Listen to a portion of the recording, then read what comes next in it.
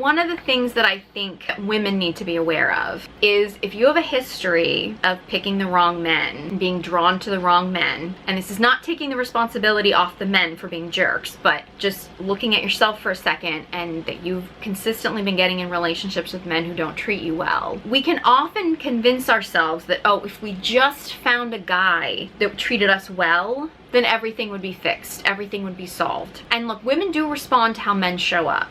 So finding a man who does treat you well can do a lot for you. It absolutely can. However, if you haven't healed the parts of you that were attracted to the men that treated you badly, you're never really fully gonna be able to commit to the guy that treats you well until you heal that part of yourself. I do think that there's this fantasy that women build up in their head, especially if you've been in a lot of bad relationships, that the right guy will fix everything. And I'm not saying that being with a good man who treats you well can't be incredibly healing. It can be, but you still have to do the work on yourself. And oftentimes what happens is get that good man, and the most common one is that you don't feel like you deserve him. So unfortunately, sometimes you sabotage that, or he will feel boring sometimes. Like he won't feel like exciting if you've always been in relationships with guys where there was a lot of drama or things like that. Like it can vary depending on what your wound is that's been getting you into bad relationships. But you have to heal that. And you can heal that while you're in a relationship with a good man. You can. Like, it's not like you have to like break up with him and heal and then go back or whatever, something like that. You can heal while you're in a relationship,